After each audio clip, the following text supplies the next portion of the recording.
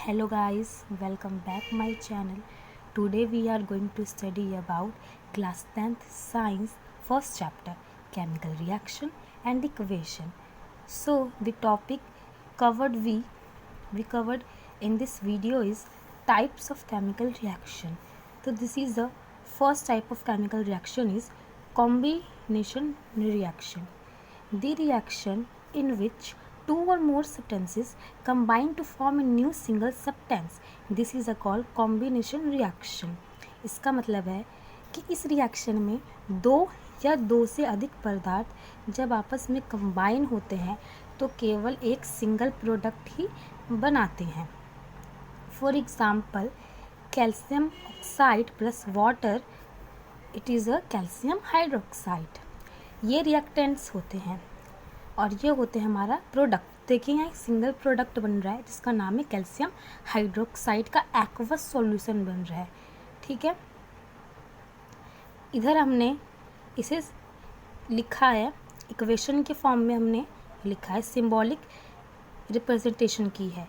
तो calcium oxide का एक अदर नेम भी है जो क्विक लाइन में एग्ज़ाम में 1 नंबर के क्वेश्चंस में पूछ लिया जाता है. और जो कैल्शियम हाइड्रोक्साइड है उसका एक केमिकल नेम होता है, वो होता है स्लेक्ट लाइम. ठीक है, and other example is burning of कोयल, carbon plus oxygen, so CO2 plus heat. तो यहाँ पे देख रहे हैं कि ये दो रिएक्टेंट है बट इन दोनों के कंबाइन होने से एक ही सिंगल प्रोडक्ट हमें मिल रहा है.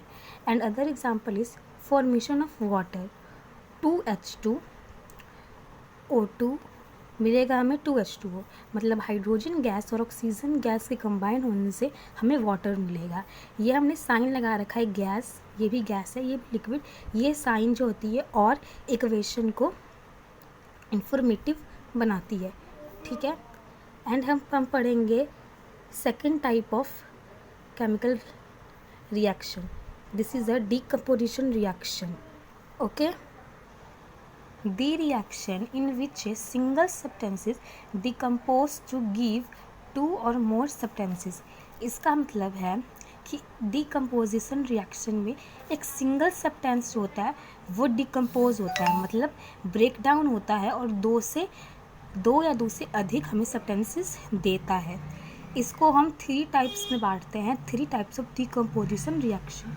So first type of thermal decomposition, कि when a decomposition reaction is carried out by heating. ये कहना चाह रहा है कि हम हीट के थ्रू जो एक सिंगल सब्सटेंस है उसको डिफरेंट सब्सटेंसेस में बांटते हैं. किसके थ्रू? हीट के थ्रू. ये बेस्ट एग्जांपल है फेरस सल्फेट और ये हीट का सिंबल होता है. तो ये फर्दर टूटेगा किसमें? फेरिक ऑक्साइड में, और ये टूटेगा SO2 में और SO3 में, सल्फ़र डाइऑक्साइड और सल्फ़र ट्राइऑक्साइड में. तो फेरस सल्फेट का जो कलर होता है वो होता है ग्रीन कलर. इसे हम ग्रीन विट्रॉल के नाम से भी जानते हैं. और फेरिक ऑक्साइड हमारा रस्ट होता है, जो आयरन पे लग जाता है उसे रस्ट कहते हैं. तो ब्राउन कलर का होता है, रेडिश ब्राउन कलर का दिखता है ये. ठीक है, and other example is calcium carbonate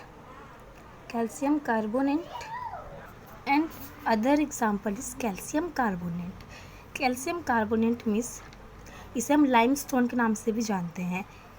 तो ये हीट का सिंबल होता है और ये फर्दर टूटेगा कैल्शियम ऑक्साइड और कार्बन डाइऑक्साइड में. कार्बन डाइऑक्साइड गैस के रूप में इवेपोरेट हो जाती है.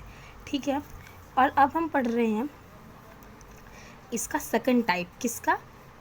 डिकम्पोजिशन रिएक्शन का. इलेक्ट्रोलाइसिस डिकम्पोजिशन पढ़ रहे हैं कि when A decomposition reaction is carried out by electric current. ये कह रहा है कि हम करंट के थ्रू एक सब्सटेंस को डिफरेंट सब्सटेंसेस में ब्रेक डाउन करते हैं.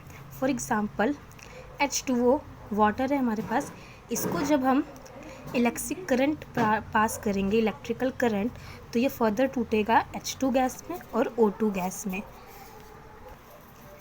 This is a experiment of electrolysis of water. ठीक है, आप यहाँ पे देख लीजिए कि कैसे इलेक्ट्रोलाइसिस प्रोसेस से हम वाटर में से H2 गैस और ऑक्सीजन गैस को सेपरेट करते हैं। Next type of decomposition reaction is photolysis decomposition. When a decomposition reaction is carried out by sunlight, इसका मतलब है कि सनलाइट के थ्रू एक सिंगल सब्सटेंस को डिफरेंट सब्सटेंसेस में ब्रेक डाउन करना। इसका बेस्ट एग्जांपल है सिल्वर क्लोराइड। सिल्वर क्लोराइड को जब हम सनलाइट देते हैं तो वो सिल्वर, सॉलिड सिल्वर और क्लोरीन जो गैस है उसके फॉर्म में आ जाता है, ठीक है। और जो हमारा सिल्वर क्लोराइड होता है उसका वाइट कलर होता है और फर्दर इस प्रोसेस के बाद ग्रे कलर में चेंज हो जाता है, ठीक है। एक और एग्जांपल है, वो है सिल्वर ब्रोमाइन। सिल्वर ब्रोमाइन को जब हम सनलाइट देते हैं तो वो सिल्वर और ब्रोमाइन गैस में जो है टूट जाता है, ठीक है।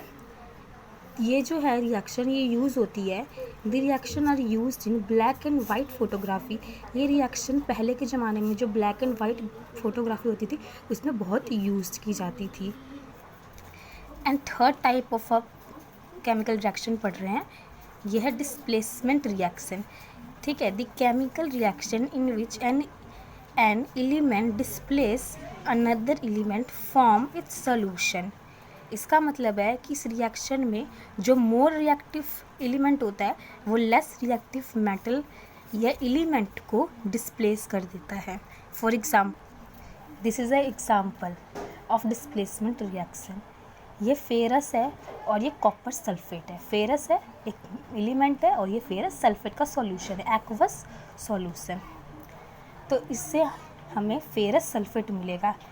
ये जो फेरस है इसने कॉपर को डिस्प्लेस कर दिया क्योंकि ferrous more reactive than copper और कॉपर अलग हो गया। ऐसे यहाँ पे एक अदर एग्जांपल है zinc plus copper sulphate. Zinc जो होता है वो कॉपर से ज़्यादा रिएक्टिव होता है, तो जो जिंक है वो कॉपर की प्लेस ले लेगा, उसे डिस्प्लेस कर देगा और कॉपर सल्फेट का सॉल्यूशन बन जाएगा। एक और यहाँ पे एग्जांपल है पीप, लीड और कॉपर क्लोराइड। लीड जो होता है वो कॉपर से ज़्यादा रिएक्टिव होता है, तो वो लीड क्लोराइड बना देगा और कॉपर को अलग कर देगा। तो इसमें आपने नोटिस किया होगा कि यहाँ पे सिर्फ एक ही डिस्प्लेसमेंट हो रहा है, तो इसे हम सिंगल डिस्प्लेसमेंट भी कहते हैं। अब हम पढ़ेंगे डबल डिस्प्लेसमेंट रिएक्शन। इसमें डबल डिस्प्लेसमेंट होगा, the reaction in which two different atoms और groups of atom are multiply exchange. Next example है सोडियम सल्फेट है और बेरियम क्लोराइड है। तो जो सोडियम क्लोराइड का सॉल्यूशन हमारे पास आएगा क्योंकि बेरियम से ज़्यादा रिएक्टिव होता है सोडियम, एंड NaCl बन जाएगा। तो बेरियम किसके साथ जाकर रिएक्ट कर लेगा, सल्फ़र के साथ, तो बन जाएगा बेरियम सल्फेट, ठीक है। तो यहाँ पे हमारी वीडियो फिनिश हुई। नेक्स्ट वीडियो में मैं आपके लिए रिएक्टिविटी सीरीज़ लाऊंगी जो आपके लिए बहुत हेल्पफुल होगी डिस्प्लेसमेंट रिएक्शन के लिए। तो guys please like, subscribe and please अपने कमेंट बताइए। Thank you for watching.